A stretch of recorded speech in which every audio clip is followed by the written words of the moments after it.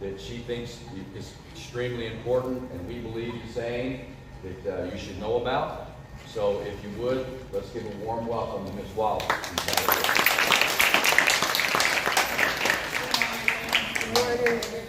My name is Ms. Wallace, and I'm here to do a presentation about asthma. My son passed away from asthma. I didn't know asthma was that serious. I didn't know what asthma he even had. So after my son passed away, I decided I needed to educate myself better, and then I wanted to educate other people, and especially parents, so they would be better prepared if their child has an asthma attack.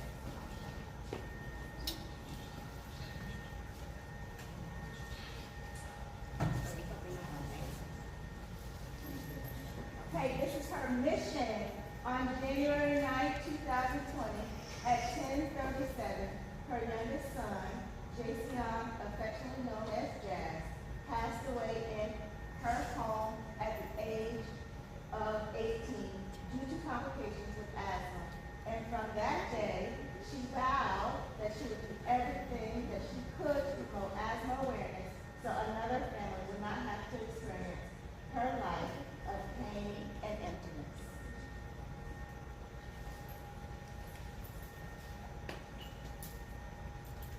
There are different signs and symptoms of asthma. If you have a persistent cough, if you have difficulty breathing and a shortness of breath, if your chest tightens, that's like one of the worst ones. Wheezing, if you're feeling lightheaded, vomiting, or if you're exhausted, those are all signs of asthma.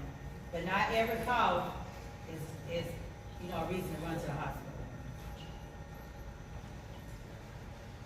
Asthma facts are, there are 26.5 million people in the United States that are affected by asthma, which is triggered mainly due to allergies. The third week in September is known as the asthma peak week, which with the most cases of hospitalization. Fall and winter are the times of year when there are most asthma flare-ups, and this is because of it occurs in respiratory infections. Asthma prevalence is higher in the U.S. than any other countries. Ethnic populations where asthma prevalence is highest are Puerto Ricans, Latinos, African Americans, Irish Americans, Filipinos, and Native Hawaiians. Asthma symptoms seem to worsen at night, as this being the time when most asthma-related deaths occur.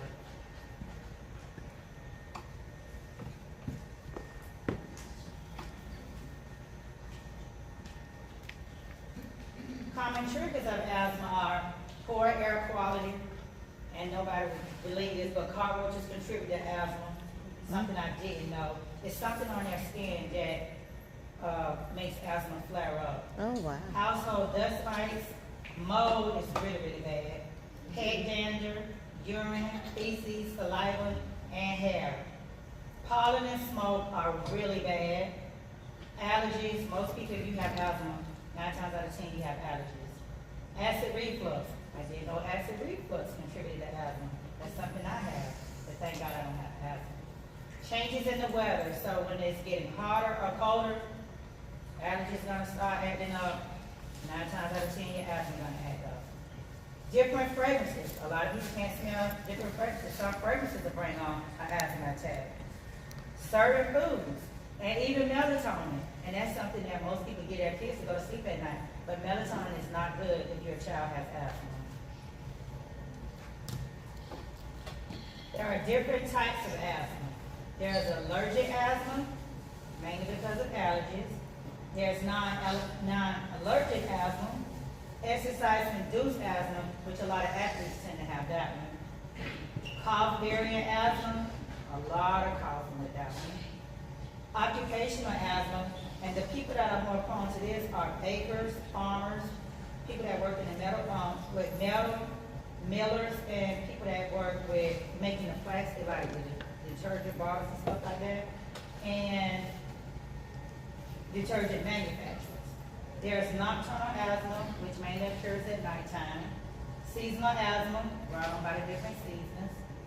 Asthma-sensitive asthma, that means the person cannot take asthma. There's adult onset asthma. Some people don't even get asthma until later on in life, like the one lady last night at an event I went to, She didn't get asthma until she was 48. And then there's pediatric asthma, your age, which is not good because a lot of times kids are not gonna recognize the signs. They'll probably just think like, okay, I'm just coughing, it's okay. But pediatric asthma is a bad one too. A care plan if you have asthma is, make sure you have written instructions from your doctor, not something that your mama, whoever just made up. It needs to come from your doctor. You need to take your medications as prescribed. Please, please, if you have asthma, make sure your mom brings your inhaler to this school. If you're going on a trip, make sure your inhaler is always with you because it can happen at any time. Guys, that's extremely important that if you have an Very inhaler, important. you are. But you cannot have the inhaler on ability to have your access school. to It has to be in the clinic. Yes. You need to keep up with your regular doctor's visits and keep an asthma diary. Like, know different times of the day that you might be experiencing shortness of breath and stuff like that. Or what they have triggered. I was here and weather was bad over here, or this person has this type of fragrance in their house. So like plug-ins, all of those things can contribute to asthma. Those that are more risk for asthma are children with ADHD, children who are autistic, children with developmental delays, and children who are obese and are smokers. My son was a big guy, so he was considered obese, and then my son smoked. So those two things like made it worse for my son with him being big, and then with him smoking with the stuff in his lungs. Foods that trigger asthma are nuts, dairy, wheat, shellfish, beans, coffee, and lemon juice. The worst cities to live in with asthma due to poor air quality and pollution are Detroit, Michigan, Cleveland, Ohio, Allentown, Pennsylvania, Lakeland, Florida, and Fresno, California. And also the cities and states where they have a lot of fires, that tends to make asthma worse also.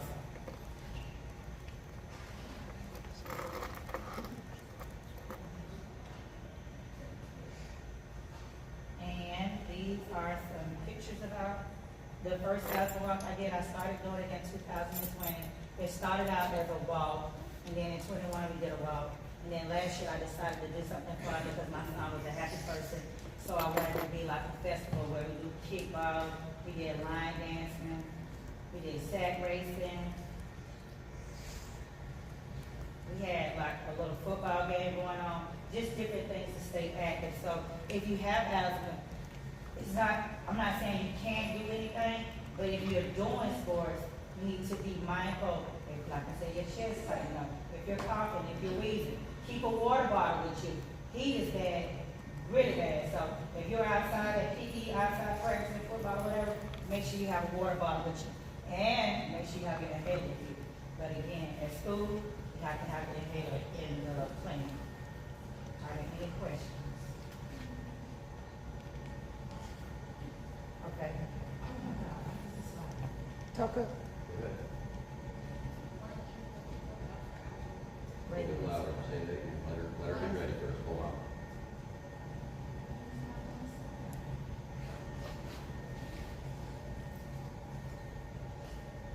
I gotta add another slide. What did you ask me? I did. Why is melatonin bad for asthma? I have no idea, sweetheart. I just know, I was researching and said melatonin is bad for it. Maybe some type of chemicals that's in the melatonin. It's similar, like melatonin, like, you know, people have nut allergic reactions or dairy allergic reactions. Whatever it is, there's something in that melatonin that's causing that reaction with your asthma. And you just have to be aware of that. How do I go out? Is this 2 PowerPoint on there? And this got 1 PowerPoint with if the person is having an asthma attack, and I want to hear you talk about that. Well, they're getting that, guys. I want you to think about running a lap with asthma and having to breathe through a straw. That's all you can do. That's what an asthma attack does, is it restricts your airway where you can hardly breathe. And because of that, it's like breathing through a straw and you can't get enough air in and you start to panic. And that's what happens with an asthma attack, because you feel like you can't breathe, you can't get the air in, and it's not good for you. So, if you know you have asthma issues, make sure you're just conscious of when you're starting to have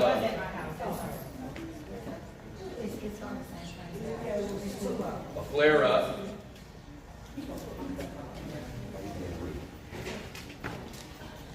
It's still being moved. I'm over here talking, you're over here making noise. Now, you tell me that ain't rude.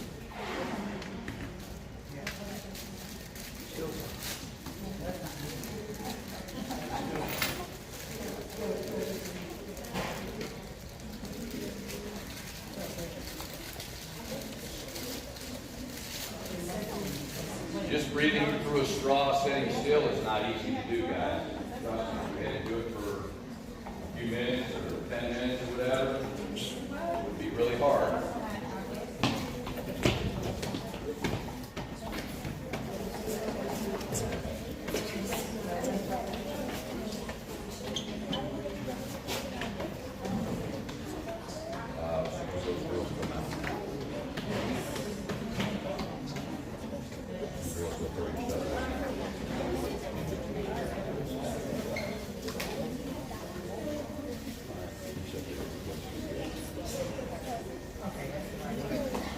So guys, I'm sorry, I made a mistake.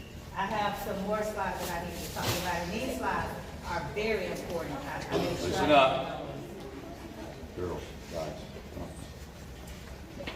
come around, Josh.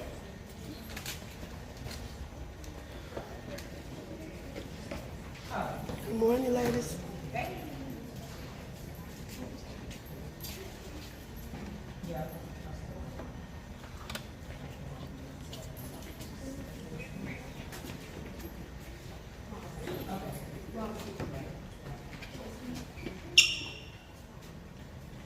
So, tips for when you don't have an inhaler.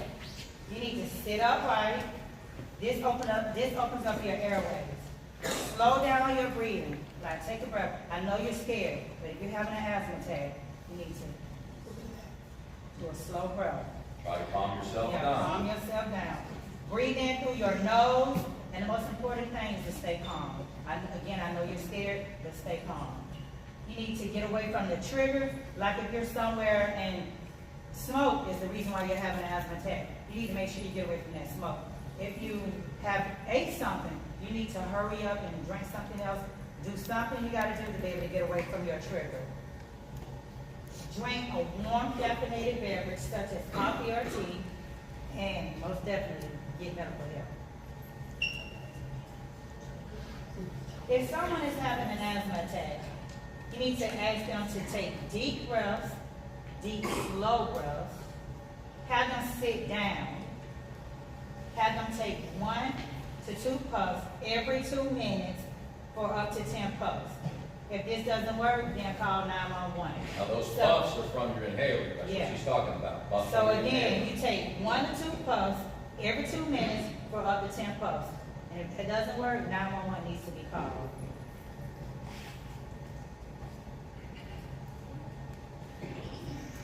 These are some different over-the-counter medicines that you can get. There's something that's called liquid oxygen. You can take that. There's these little tablets that you can put in the tub that are called steamers, where they'll open up your airways. There's, of course, the nebulizer. Then there's bronchial liquid, which will also like get all of the mucus and stuff from out of your lungs.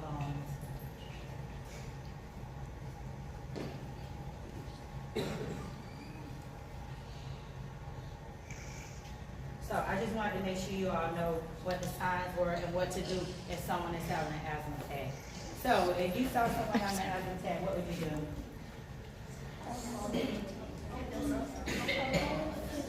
What you gonna do first? What you gonna do first? Tell them again.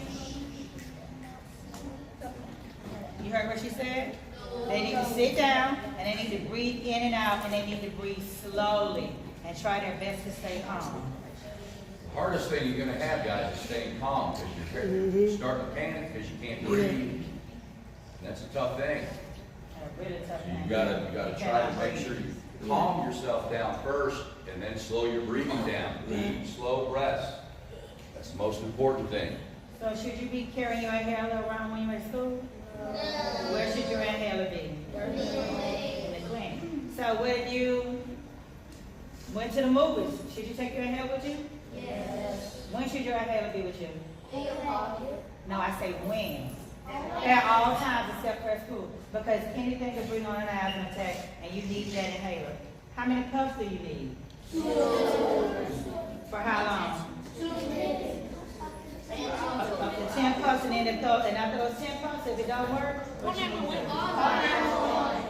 So what about if you know something triggers your asthma? You need to stay away from that, right? And even if it's a food that you really, really like, if it's a trigger to your asthma, you should not be eating it. And what was the one medicine I said that contributes to asthma? Melatonin. So tell your mamas and daddies, you have asthma, I can't take melatonin anymore, because that contributes to asthma. Any more questions? Does anyone in here have asthma? Go ahead. Does anybody in here have asthma? Okay. Oh, we got a lot of people. Mm-hmm. So, for the most part, has everybody been okay with their asthma? Yeah. Does everybody have an inhaler at school? No hospital bed?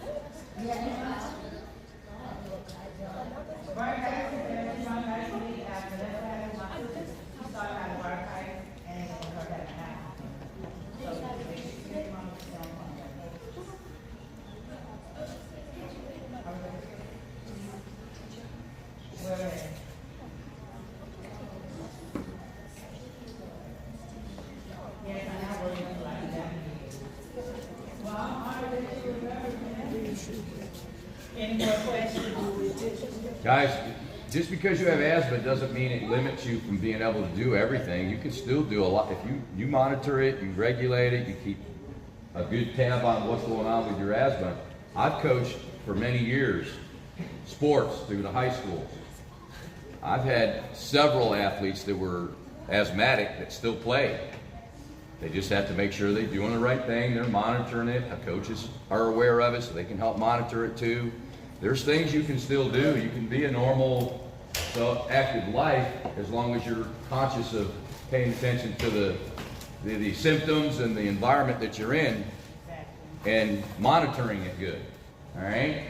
You obviously can't do things that are bad for you. And making sure you tell your mom and dad if you're having any problems breathing, don't just brush it off, because it could be more serious than what you think it is. With my son only had asthma complications when he was a baby. And then maybe when he was like 7 or 8, he had a lot of episodes and he had an inhaler. But he never used an inhaler. I kept up with my doctor's visits. I always reminded the doctor that my kids had asthma. And the one asthma attack he had, unfortunately, was the one that took his life. But again, he had no symptoms all those years. And another important thing is, I thought he grew out of asthma.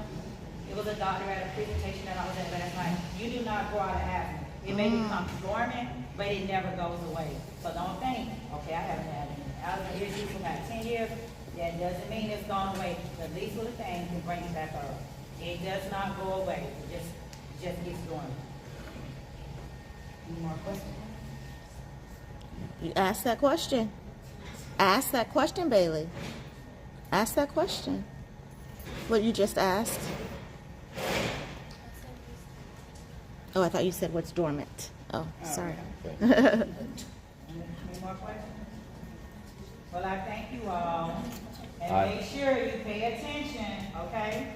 And this is my baby, Jayzion Wallace. His fight is my fight for the rest of my life. I'm going to do what I can do to promote asthma awareness.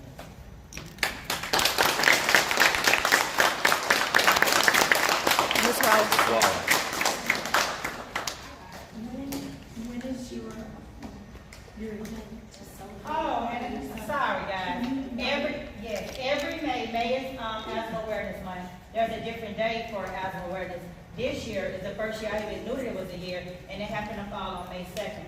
So all of my kids in my class, some of the members at my school, some of my friends, and their friends, and like, oh my God, I was overwhelmed with the amount of support I had on May 2nd. All of the people that were wearing gray. Gray is the color for asthma awareness. And then every year, usually the weekend before Mother's Day, I do an asthma event at Derbyshire Park.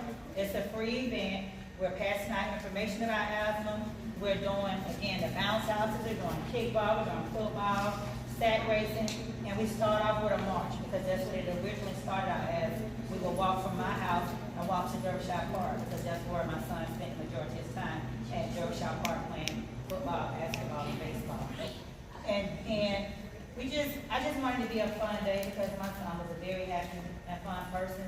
So even though it's a sad thing for me, I just want to honor his memory and with him being a happy person, doing those things. I love kids, so I want to do something happy and fun for the kids. So every year, it's hopefully the week before Mother's Day at Derbyshire Park, I always have this asthma event. And you all are more than welcome. And again, everything is free. Just come out and have a good time. Thank you for coming, Ms. Wallace. All right, let's kind of go over while she's getting her stuff and having to go and do what she needs to do. We have about 12 minutes left in class, and we want to be able to play something here. So we'll modify what we've done.